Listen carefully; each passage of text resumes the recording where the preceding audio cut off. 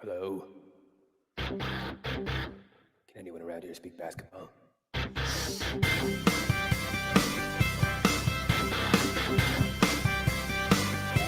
it is. It's the Confederacy of Dunks Basketball Podcast.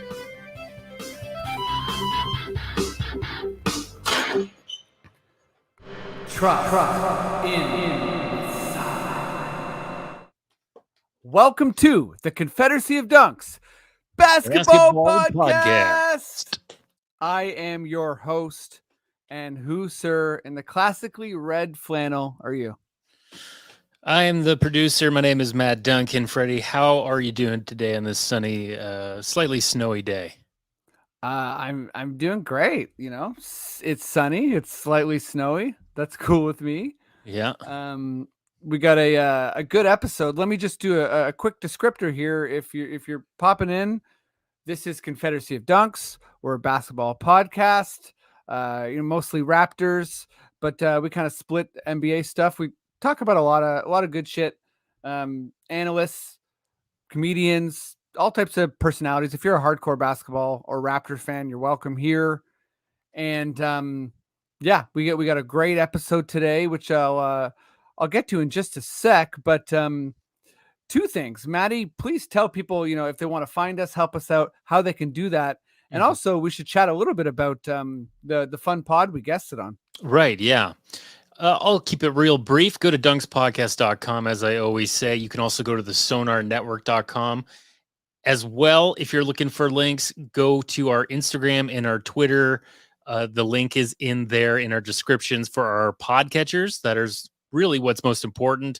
So please subscribe and rate and whatever you can. That would be great. We are Confederacy Dunks on Instagram. We're Dunks Podcast on Twitter. And that's pretty much it. We've got all different kinds of links for you to branch out from there and get where you need to go. Damn right. Thank you for anyone that does, reach out and help us and reviews and all the good stuff. And Maddie, you're a pro covering all the loose ends there. So thank you, sir. So just looking for I want to make sure I give the proper address. Do you know the Instagram name, Maddie, of the pod that we did? Yeah, it's All Hustle No Luck. All Hustle No Luck. Yeah. It was really fun. They're Raptors fans, they're NBA fans. They're sort of, I should say they were pretty honest, like reluctant Raptors fans. They're Toronto guys, but me and Maddie are both on there shooting the shit. So make sure you follow them and support them. Like support your local podcaster. They're cool dudes. So it was a good time. Good chat talking the Raps. Hell yeah, we're talking Raps. We're I think me and you have definitely an optimistic tone in general. With the Raps, we're patient. We truly do trust in the side. Very optimistic. Yeah. I tried to keep that angle up. I was heavy on Fred. I mentioned championship hangover a bunch of times. So I think that's my term that I've coined. Championship. No, it's a good description. Like a lot of people have championship hangover. Like if the Kawhi bounce is it's a hard place to come back from, right? And if you don't get that every year, it's difficult. Yeah. But we got a fun episode today. Dylan Gott and Stephen Mann. Stephen Mann, if you audition for anything in the city, you know him. And he's an awesome, funny dude. We talk about NFTs. We talk about, the Raptors, our rotation, what we should do at the deadline. There's a whole zone thing. And we also talk about like the best role players in the league. So it's pretty fun. And Dylan, who's been on the pod a bunch of times, he's safe for anyone who's wondering. Steve, yeah. A little deep cut there. One time Dylan got in trouble in the pod, but everything's okay. And with that, I think we're kind of good to launch in. So let me just say, as I usually do, Black Lives Matter, Stop Asian Hate, defund the police, and email your city councilors. Lots going on right now. Get involved and make sure that you are heard. you're a constituent. Email your MPPs too. Whoever you got a problem with, get in there. Cool. And I think with that, Maddie, if you feel like we're good to go, please just give me those sweet and delicious words. Okay. Okay.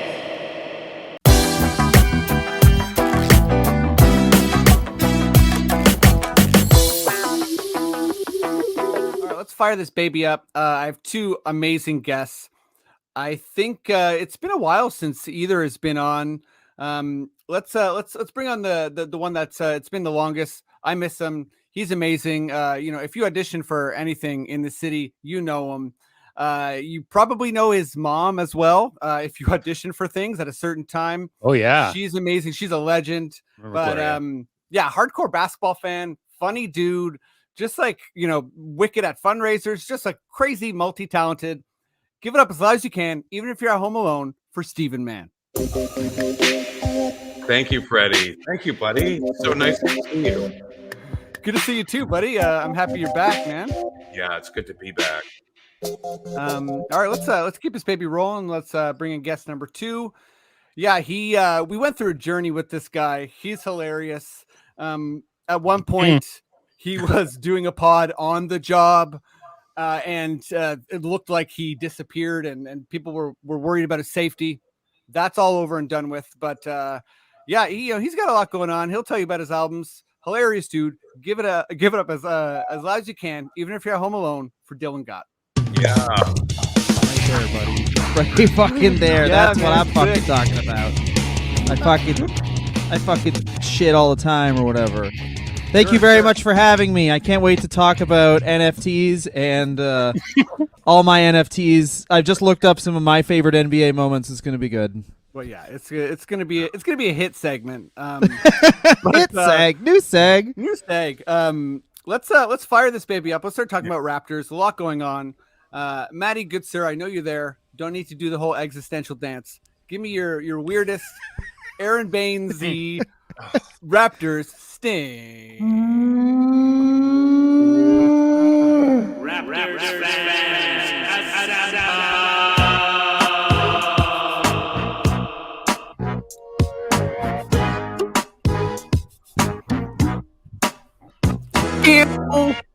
Huge moment for me when that track ends. Okay, let's just dive right into it. I'm going to go to you first, Stephen. What did Dylan on this one? This one's more of a technical question. I'd love to see what Dylan has to say. Fair enough. Yeah, we'll throw it to Dylan first. Just backed out of that one. That's solid. Yeah, totally. You got to parachute out sometimes. You know the funny thing was, I was thinking about this question, and then I listened to all these. I don't know if anyone's familiar with like Thinking Basketball. Mm-hmm.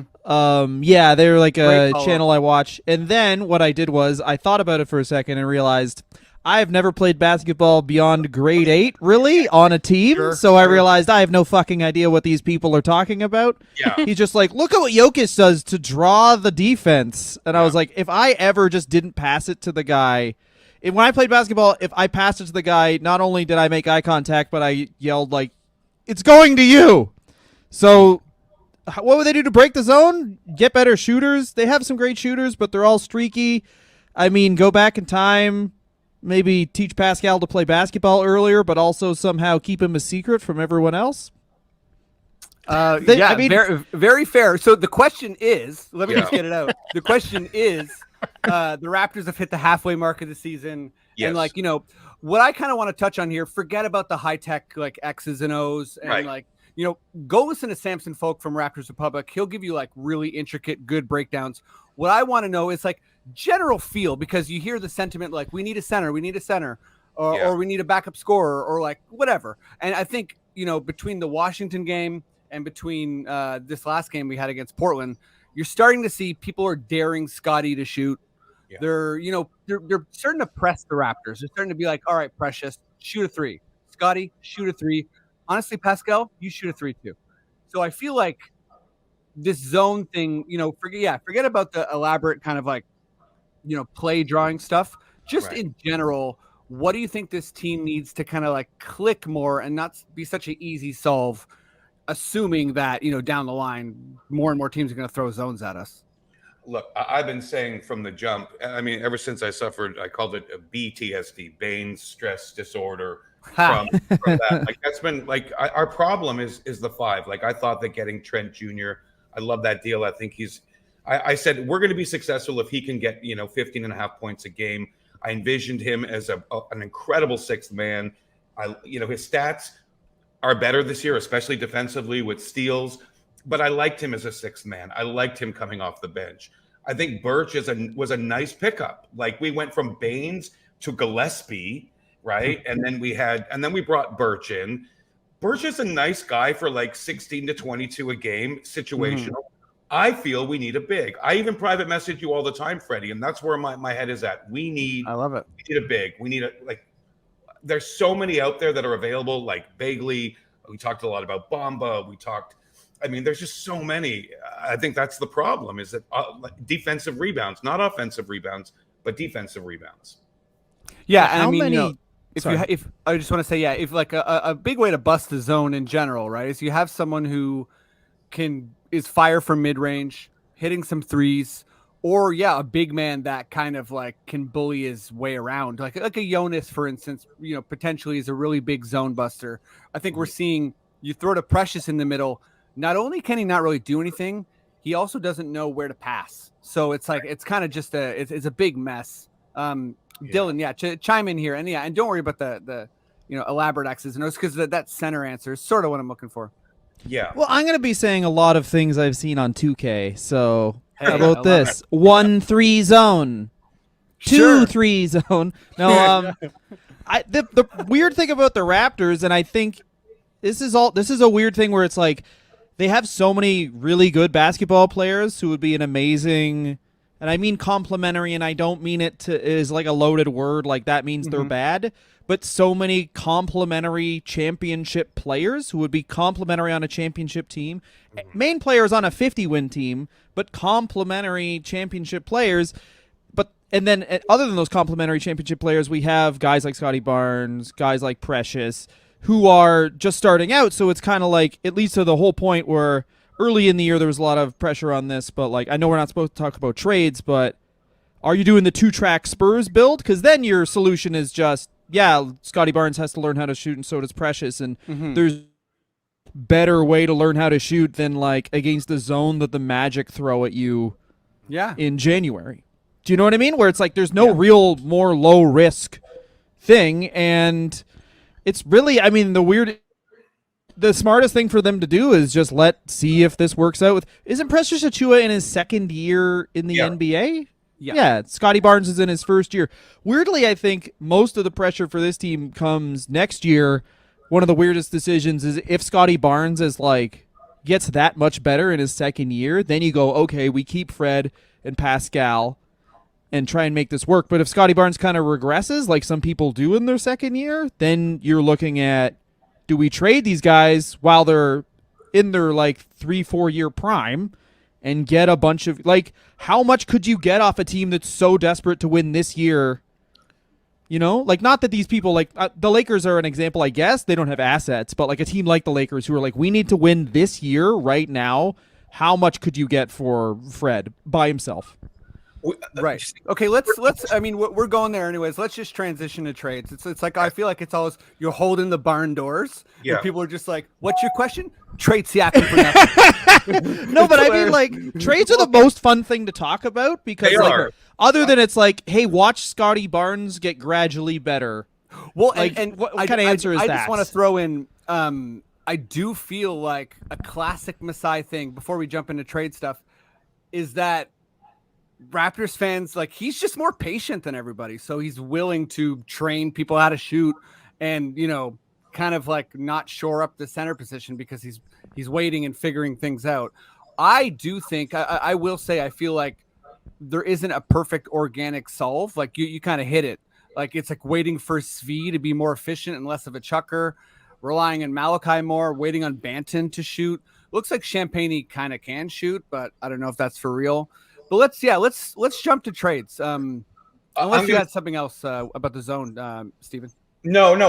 Listen, I read about the trades every day. I'm on Hoops Hype, and Yeah, man. Rumors and Bleacher Report and The Athletic. And the problem with the Raptors is outside of the obvious tragic expiring contract, we really don't have the assets right now. We haven't developed the bench, the assets. Like outside of our core, like would I move Siakam? It would be tough the way he's playing right now. But yeah, I would for a center. I would do anything for a center, to be quite honest. But we just don't have, like after our core starters, who has value? Precious is upside. He's young, right? Okay, cool. Banton, they're all young. Champagne, they've destroyed Flynn's value. I mean, 2 years ago we were riding on this guy and thinking, like, and then when Kyle got hurt and he was getting minutes when we were in the bubble, the kid could play a little bit. Like he was starting to develop. He's been shattered. Like there's no value there other than his contract. We don't have the assets. We just don't. I think we have to ride it out and do the best we can this year with the current roster. I mean, there are players like I said, Bagley. There are other, like, we're not going to hit a winner at the center spot without trading our core. And I think the whole, I guess it's the novelty of having all these lanky, wingspan dudes playing up front. I mean, this is what they're talking about. Now, I like it, to be honest. I really do. But if you get Marvin Bagley, then you get Marvin Bagley's dad, who's like, Fred scores 40 in the fourth quarter, and he's like, my son could have had some of those touches. Why didn't my is he like Flynn's explain dad? to me why Maggie? basketball isn't when my son touches the ball, we get points. I love my son, which I understand, like whatever, but You're like, shit, I just had a kid. I'm getting emotional. it is you cry. I watched wrestling and I almost cried. I just so proud my son's a wrestler, and I'm like, I'm proud of you too, man. There are so many teams that like are about to make a big move potentially, and some of them it's sort of head scratching. Like a couple of years ago, Detroit, they lost Wood. They just let Wood walk, right? And they're talking about Wood, being moved. They bring in Jeremy Grant, on a big contract. They're about to let him walk. It's just a lot of players that are signing big contracts or have signed in the offseason that aren't really given the opportunity. They're really cutting bait a lot sooner now than they did in the past. That's a great point, and I feel like the Raptors have sort of, transitioned into this. Like, I think Dylan already touched on it. Like, we're sort of Spursian, and that we kind of are. We don't cut bait on an asset real quick. Like I think the Sacramentos, the Detroits, all these places are just. They're panic franchises. Like they've been scrambling for such a long time. New York, I'd throw in that category of just constantly panicking and not being able to stick to not being able to learn anything, and just moving like pieces around the board. Like I think as Raptors fans, we've been through the Brian Colangelo era. Like we've been through an era where a guy just wants to make moves. And I think that you got to make the right moves. And, Steven, you're bang on. I think we sort of have to ride this out. I'll split the difference and say that I feel like I know Boucher's come on as of late, but I don't think he's part of the long-term plan. I don't either. So some kind of combination of Dragic, Boucher, Flynn, maybe you attach a pick. I don't know, but you have to take a pick and you have to take a bad contract because none of those guys, I mean, Boucher's got some value, but nobody else really has any value. I mean, realistically, statistically, career-wise, none of these guys, like Malachi's value is zero. So you kind of hit on something, and I want to throw this to Dylan, but I've been thinking about this a lot, and isn't this Raptors team actually kind of in a perfect position to take on a not great contract if it adds value to the team? We need Boogie. That's it. No, I'm kidding. Yeah? Are you team Boogie or what? I mean, he's easy. He's like getting the minimum. He's like should be an easy grab. Well, this is one of the things where it's like you once again. I was thinking that. What were you thinking? No, it's just you have to basically decide, and of course this is a podcast, so we don't have to decide, but you decide what kind of organization you're going to be. Are you going to be the organization where like you show up to work every day? And this is the real risk of being an organization like that because everyone talks about the Spurs, but I did during the first lockdown. I had so much time on my hands. I did a podcast where I was just looking back at like shitty teams and why they were shitty, and the Detroit Lions have only hired like 3 general managers in the history of their franchise because the Ford family is so loyal that they will just keep these dudes in until they retire. And that's the bad side of being obviously an organization like that. The good side is you get people like Masai and you get homegrown talent, which he's proved he can do. But then you get, like, obviously part of that organization has already been ripped out because, like, mid-season we lost our assistant coach last year to the Timberwolves, and the first time that's ever happened. So the NBA is like a different place now, and I think there is more of an emphasis on trades because free agency's like dead for top-end free agents now.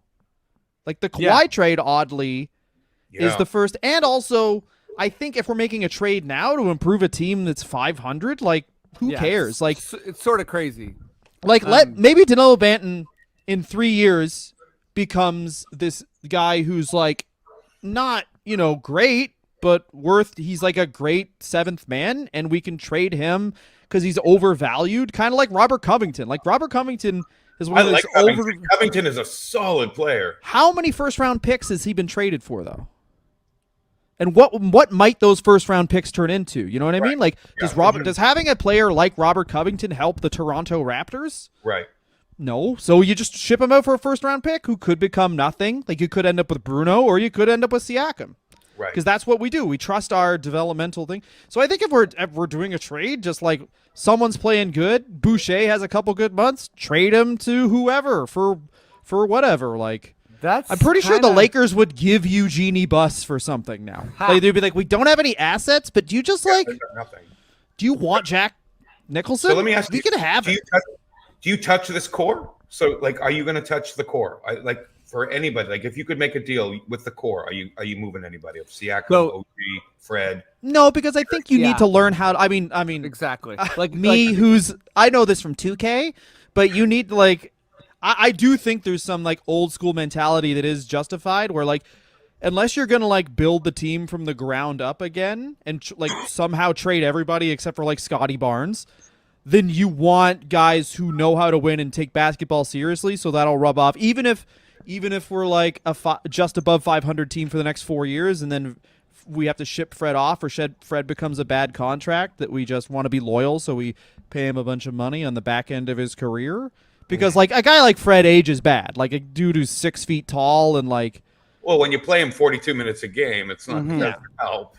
Right? Yeah, so I'll jump in and say, I'm going to just add to Dylan, like, I don't trade the core, not because I'm so in love. And by the way, the core for me is Gary, Scotty, OG, Fred, and Pascal. No one else is really a part of the core. I understand Precious is young, but, like, those 5 guys are all on, maybe not Siakam. I'll put him aside for a second. The rest of them are overperforming the hell out of their contracts.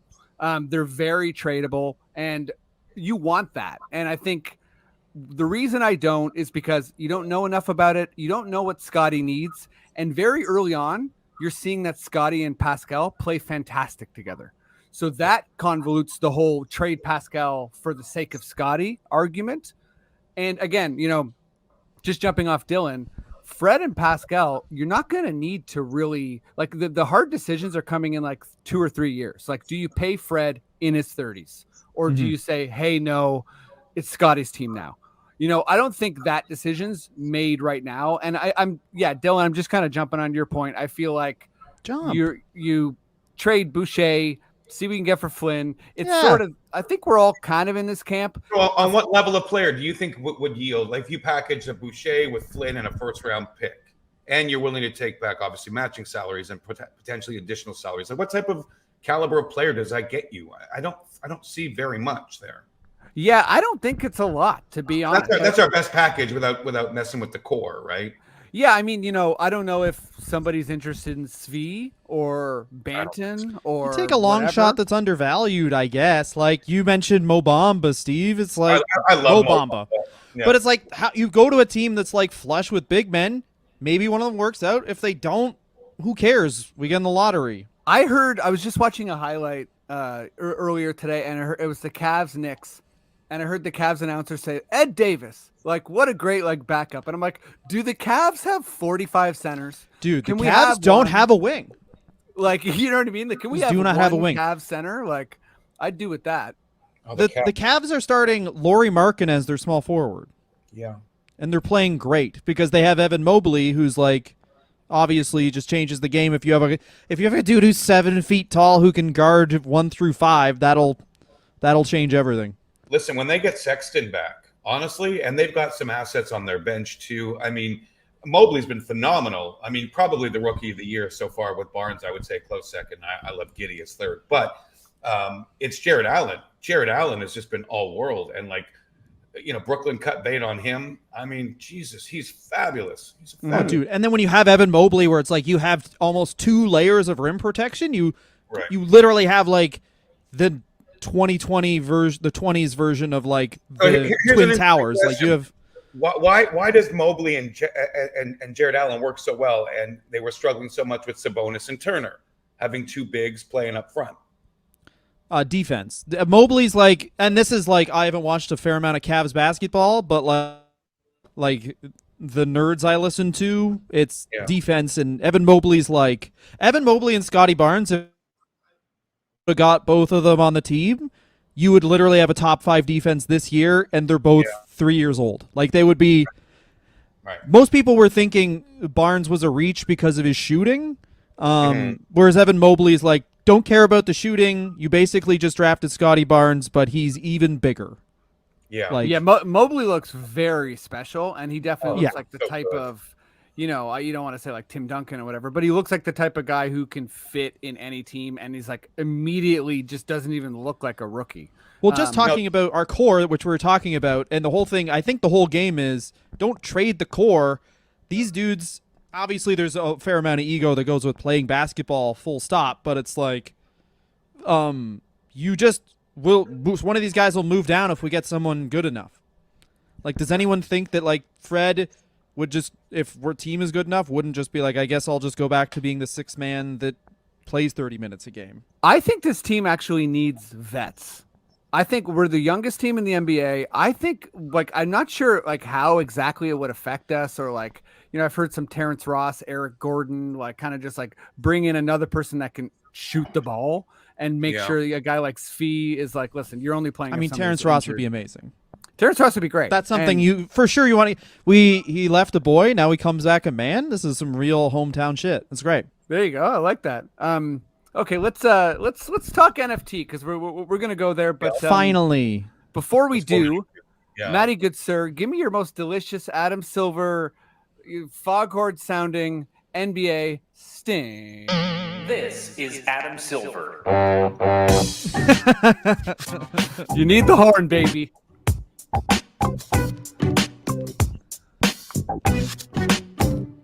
Okay. We're gonna dive into NFTs and some of our ideas for NFTs, but first, we haven't talked about it a lot in the pod, so I'm just gonna throw to Stephen Mann here and just give us like a little Top Shot tour, and for people who don't know, really quickly, because I don't know shit about it. Other than I've invested a lot of money and I got into it, and it's become very addictive. These are obviously curated, minted moments. Some of them are minted. NFTs are what the fuck does it even mean? Fungible tokens. Yeah, non-refundable token. And I found out about Top Shot, and they also do it for the NFL, and they also do it for, they just launched UFC. If you go to topshot.com, you can register your own account and just start. I started really small. Like, I didn't really know what it was or what an NFT was. And then I learned that it's all about the serial number and which series it's been launched in and how many are minted, and if it's a rookie debut. Like, I bought a Scotty Barnes moment. I bought it for $699, which is insane. Wow. A video. What moment was it? The Scotty Barnes was, hold on, I'll even look right now. But so it's made $500. Like, you can make some serious money. Like, if you're into NFTs, a lot of people are into crypto and NFTs. I'm not. I don't know that much about it other than I love basketball. I started an account, and then I started to spend some money because there are sites. One is called Live Token. One is called Moment Ranks, where it syncs your account. You can see your daily rise and fall statistically on the moments. I have a buddy that sold a $25,000 LeBron moment.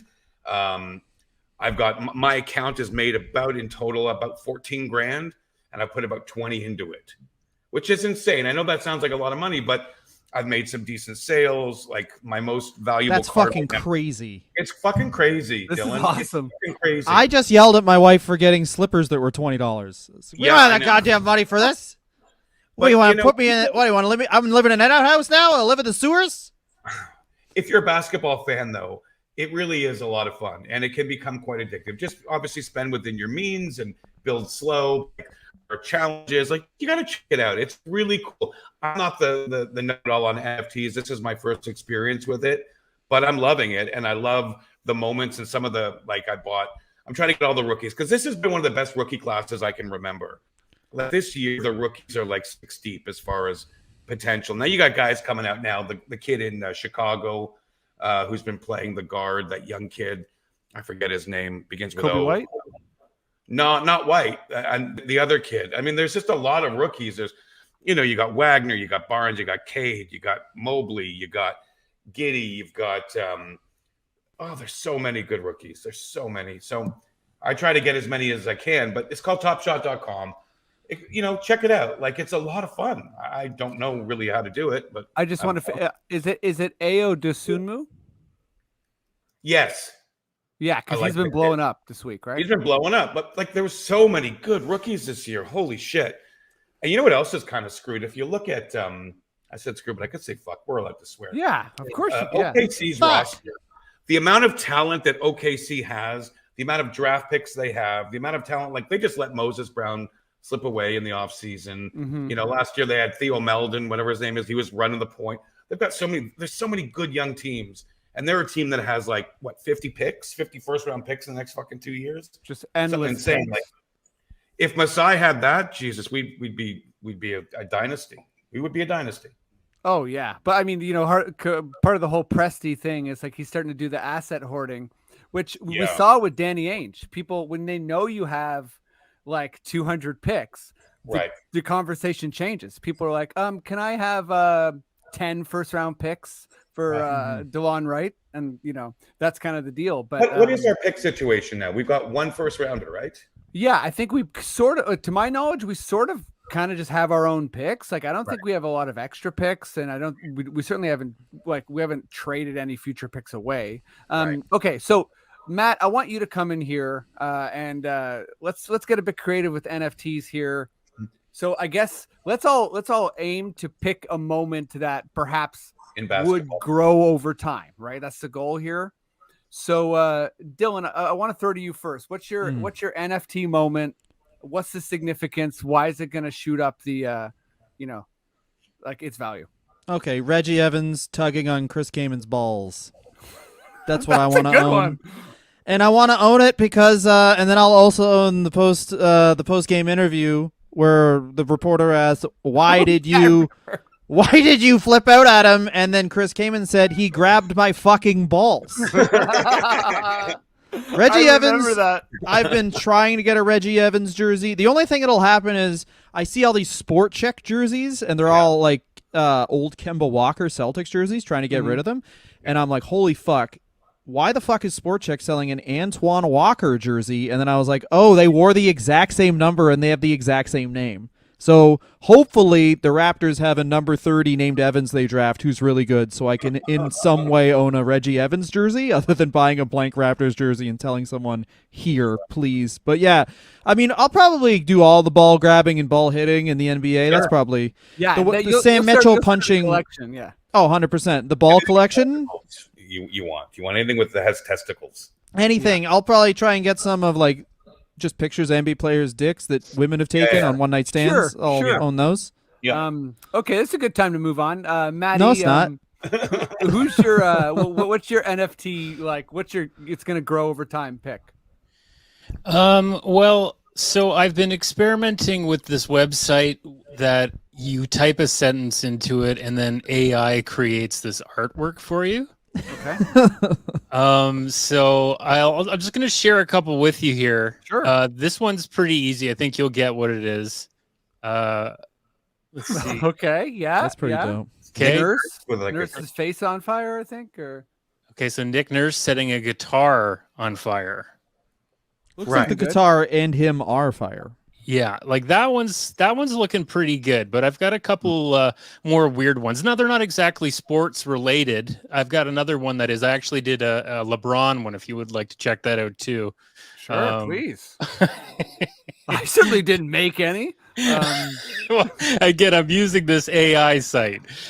So this one here is LeBron. Okay, here it comes. Is it LeBron blaming Russell Westbrook for something? No. Oh, there you go. Oh, Taco Tuesday. This is good.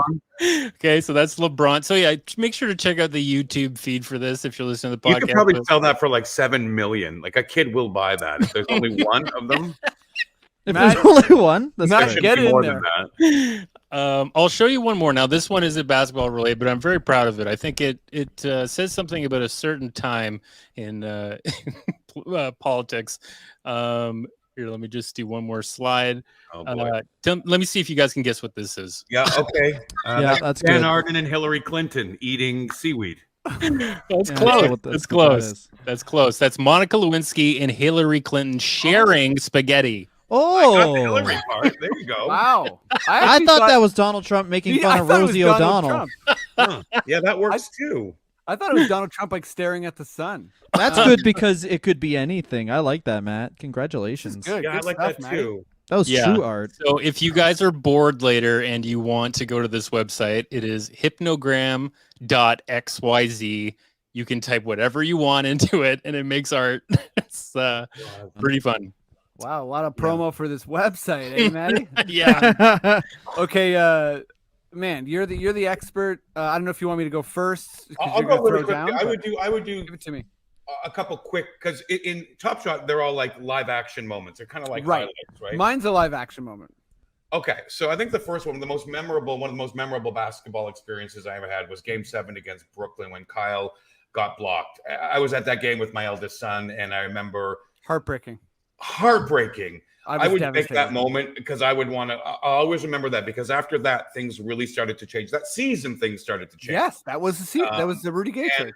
I'll never forget, like, taking a cab home with my son and like literally crying at home. I could not believe how close we were. So there's that one, and then for fun, I would probably do anything with Jeff Van Gundy grabbing people's legs. I always. Oh found my that- God, yes. Jeff Van Gundy, like that. I love Jeff Van. I was a big Knick fan back then too, especially before the Raptors. So, yeah. Okay, mine. I like weird stuff, and I like when someone's just like mentally defeated. So I'm going for the Pat Bev push of Chris Paul right in the Whoa. back. It's just Yeah. like, to me, it's one of the ultimate loser Yeah. moments. Like Yeah, you have nothing left. You're just, I mean, I'm sure he's not like a horrible person or whatever, but that was a moment. And the way Chris Paul just laughed, he didn't even look back. Yeah. He was just like, I win. I've defeated you mentally. You're done. So Yeah. that moment. And then I always got to shout out, this is the Alamo Dome moment. My boy Manu Ginobili, there was a bat in the arena and he smacked it to death. So yeah. you never seen that? You gotta Yeah, watch it. It's a I bat remember flying that. around, he hits it, and then he has to get a tetanus shot. Like they had to Right. bring him out of the game. Right. There's also a weird Dirk one where I forget who he's playing against, but he tries to do like a like when you bring your elbows through, and he actually gets the guy's teeth stuck in his elbow. Jeez. I forget who it was, but it was like, and they zoomed in on the teeth and the elbow. It was weird. It was gross Crazy. too. Crazy. Okay, I think that's pretty like nightmare. Hold on, one more. Sure. Do you think could I buy NFTs of like when Dirk and Steve Nash used to get so drunk that neither of them could see? Can I buy those? Please. I haven't seen them, but you could make one. You can get Maddie to make one. Yeah, get that website on it. Get that website. Yeah, Nash, Nowitzki, Things of blind Reggie drunk. Evans grabbing Chris Kamen's balls. I feel like the balls will be the only thing in the photo for some reason. That website really highlights the third thing. Yeah. You put the two people in, and then they're like, the two people we don't worry about, but the third You got to thing. figure out what to emphasize. It'll just be a big sack with like Reggie Evans near it somehow. Okay, let's finish this baby off. Dylan, I actually want to stick with you. If you have more than one, that's okay. But I think this is a fun question. Who is the best role player in the NBA. I'm kind of curious what we all think a role player is too. I think the best role player is Bruce Brown on the Nets. He really makes that whole thing happen. The fact that he's a is he 6'4", 6'5", and he basically functionally for the last couple of years has played center on a team with just like KD, who's like on the court responding to trolls. James Harden it just figured out like he's probably just on Pornhub on his phone on the bench. Yep. And then like Kyrie just outside the stadium handing out pamphlets. And Bruce Brown's just like, I'm not even going to get the rebound. I'm going to box someone else out so you can get the rebound, James, because you don't want to run up the court. You just want to like jog up the court nicely, and you need like players like that. You need players like I don't know, I'm just throwing a name out there, obviously because he was one of the guys who was the best branded players in the NBA at the time, like guys like Birdman, who will just like, hey, we have a ton of star power on this team, someone needs to step up, and it's really what's like what the Lakers don't have. But yeah, Bruce Brown. And that's another guy that Detroit pissed away too, right? Yeah, Bruce Brown. Oh, and also I think contract plays into that as well, because I think that's part of it, because if you get a guy who's 10 mil and a role player if he's 10 mil, then like that's great. He's a great player still, but he doesn't help the team as much as a guy who's like on a $5 million deal. Like Right. Yeah. He's not like found money or anything like that. Exactly. Like guys like that are, especially if you get him on like a 3-4 year deal, like I don't think Lou Dort is that anymore, nor he would be one of the best role players in the league if OKC tried to play basketball games like they wanted to win. Right. Yeah, OKC is a weird, perpetually like haven't made up their mind what they're gonna do. Hashtag free Shea. Because they could have one of the best backcourts in the league. Oh, I think people forget that. If they just kept Chris Paul. Okay, so that segues into my answer. Okay, so my answer would have been, I would have said there are a lot of guys that don't play the minutes that are situational players, but I'm going with Chris Paul, and I'm going with Chris Paul because I've always been a fan of Chris Paul. What I saw him do in Oklahoma when he was traded to a small market team, and his value wasn't diminished, and he gave it everything he had, and he busted his ass, and he didn't complain, and there was no bullshit. And then he gets to Phoenix, and look what he did to Phoenix. I mean, he's just a floor general. I just feel that anytime a superstar is traded to a shitty market team that's not making the playoffs and actually tries to lead by example, to me is the best kind of leader and captain you can have. Yeah, he's amazing. I mean, like, I guess I never think of him as a role player because he's so good. But no, the role really came with, like, I was super impressed with Oklahoma because, that's a terrible situation to be in. Well, it's dope that it was like James Harden ships this man out, and then he comes back in Oklahoma City, and they trade him for Russ, who now Russ is just getting traded, which sucks because I love Russell Westbrook, but he's just getting traded around the league like whatever. But like he also destroyed the Rockets. He destroyed that era. Yeah. It was kind of like you thought you were going to get better without me. Like you fucked up. Yeah. Wasn't it Russ and it was like Chris Paul and picks for Russ? Something like that. I don't remember. I'm trying to think of that Houston. But it was like they were like, we'll attach some picks. We just want Russ back, which is fucking crazy. Like you didn't let this dude do anything but play D and shoot corner threes, and you're like, well, he's not that good. And it's like, you fucking have Chris Paul and you won't let him have the ball. That was no. Here it is. End of that Rocket thing was James Harden, and CP3 didn't like each other, and James Harden was like, I want him gone. So that kind Oklahoma of got 4 first-round picks. They got first-round picks in 2024 and 2026, pick swaps in 2021 and 2025. Sam Presti must have like picked up the phone and been like, 1 second. Fuck does that feel? Just was like, yes, please. Like, okay, crazy. Guys, sorry. No, it's all good. My role players, it's like I thought I wasn't sure where you guys were gonna go, so I threw a couple out there. PJ Tucker, I think, is just like a sort of ultimate role player for me right now. No stats. Danny Green, I think, is a guy that like just could be the 5th or 6th or 7th best player on your team, and he just kind of brings this like winning energy.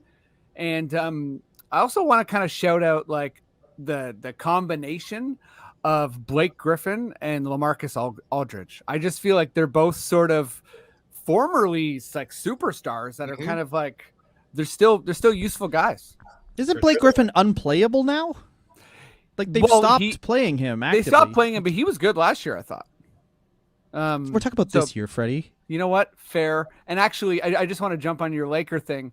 It is hilarious to me that the Lakers are filled with like what should be role players, and like no one's. Yeah, it's not working. Dude, It's funny. apparently Carmelo's like, I don't watch a lot of Lakers, obviously, but like, apparently Carmelo is like the best player on that team for what he's like, other than LeBron. It's like of what's expected of him, Carmelo is playing great. Like he's trying to play defense. He's playing better, but the press and everybody in LA outside of the obvious, they're all talking about Stanley Johnson and Malik Monk. Like those are the two players that are really starting to step up for them, but they're screwed. I mean, Yeah, Westbrook man. can't hit a shot. I mean, come on. Giving up anything. Like they gave up the core of that team for Westbrook, and I know what they're saying. It's like the Lakers thought that they had one guy on the way out and then this rising star, and it turns out they have, which I don't know how they didn't look up AD's injury history, but they have two guys who are going to be injured all the time. Right. And they've also let a lot of talent go. I mean, imagine how good they'd look right now with Lonzo Ball, with Brandon Ingram, Oh, yeah. with Randall, with Kyle Kuzma, and so on and so on and so on. Yeah, speaking of role players, a lot of the guys they let go are doing really well. I guess I don't know, man. I don't think you can undo that. They won a title on that AD trade. I That's know. true. But Yeah, like the it's- fact that they wouldn't, the crazy fact, obviously they won the title, so you can't criticize it, whatever. But the crazy fact that they were like, no, we won't let go of Kuzma. Yes, we'll let go of Lonzo it's pretty fucking nuts. Like, it's like Lonzo is like, yeah, you attach these different expectations to him overall, but he's like the ultimate role player. He's great at D. He can push the ball up court in the fake, and he shoots threes in the half court. Like that's great. Yeah. Okay, guys, I think I got to call it there. Ooh. But we just quickly just predictions. Raptors are obviously going to get into the play-in tournament. Where do we see them going? I think we're 6th seed, so I think we're above the play-in tournament. Whoa. I think one of Charlotte, Cleveland, Chicago drops. Probably not Chicago, but I think Chicago. Oh God, that's sort of where I am. But I think that's kind of I've been calling 6th seed, maybe 7th, 8th. But I think that this Raptors team is built well for the regular season. Is going to get better the whole year. I wouldn't want to play us. I'll tell you that much. Right? I wouldn't. Yeah, I love watching teams like this where I just feel like we can't lose. Like, if we win, totally. that's great. We're If the we youngest don't, team. who It's all gives a good. shit? Yeah, Like, we were- you win, that's great. If you lose, then I'd love to be in the lottery again, but with like a respectable record. I'd love to finish 7th and have a disappointing. Yeah, no, I think that's like, and we know Masai will do well with it. But yeah, okay, we got to wrap it up there. Thank you guys. I want to thank everyone for listening, supporting, Thank you. and let me just jump to you guys real quick. Steven, what's up? What do you want to let people know? Where can they find you? All the good stuff. I don't leave my house really. I haven't been in my office in 2 years. Go to his house. You can come to my house. I'm still renovating. If you He's want got $20,000 kicking around. If you just say you have for NFTs. If you want to steal an NFT, if you want to get into acting or do auditioning, it's Man Casting on Facebook. I have a closed group that I post a lot of auditions there, especially for non-represented actors. And that's it. And that's all. And I'm a basketball and hip hop junkie, and that's it. And that's all. Hell yeah, thanks, dude. Thanks for having me, man. Dylan, what's up? What's your most recent album? What do you want to tell people? What's going on? So all my albums are $1,000 each on Bandcamp because Cheers. I'm not making money off $7. Fuck you, right? But you can listen to all my albums and every other Canadian comedian like comedy in Canada, and you want to support Canadian comedians. The best way to do it, honestly, is to sign up for SiriusXM Radio and listen to Canada Laughs, channel 167. So I'm not exaggerating when at least half of the Canadian comedy industry goes through that channel. I know that sounds weird, but sign up for SiriusXM. They always have promotions for like 5 months for free or something. So sign up for SiriusXM, listen to Canada Laughs. Other than that, I have a podcast called The Wrestler Review where we do like a short biography of a specific wrestler that's way more swearing and fart jokes than this was. But pretty much the Reggie Evans thing, but then for an hour. So if you want to, The Wrestler Review, and you can catch all the stuff I'm doing at Dylan God on Twitter, DYLANGO double up that T. Sick. I had nothing to promote. Hey, Other than come to my house. you're You promoting just, you were like, yeah, I got 50 G's in NFTs anyway. Why did promote Yeah, anything? Fair enough. Okay. You just started fucking saying how much cheese you got. I need cheese. Guys, this was a good time. Thank you guys. both. Good to see you And both. again, thanks everyone who's listening. Maddie, if you feel like we're done, we're good to go, please just give me those delicious words. Okay. This podcast has been brought to you by the Sonar Network. Sonar!